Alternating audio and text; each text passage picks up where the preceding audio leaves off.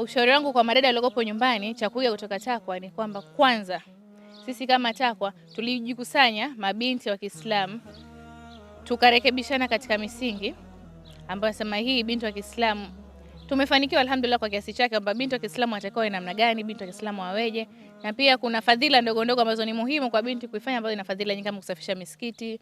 Alhamdulillah tunajitahidi kufanya hivyo. Basi kwa mabinti ambao walikuwa nyumbani wanatamani kujiunga na TAKWA, tunawakaribisha sana sana sana kujiunga na TAKWA kwa sababu sisi ni tunasema mkono kwa mkono hadi peponi. Yaani kwamba kuhamasishana kwenye majambo mema. Kuna namna ambayo niliona TikTok katika kupita nikaona comment wanasema kwamba baadhi ya makru ambao wanaojiunga madada kwa madada, baadhi yao wengi hawapo kwenye maadili. Wewe hili unalizungumzia?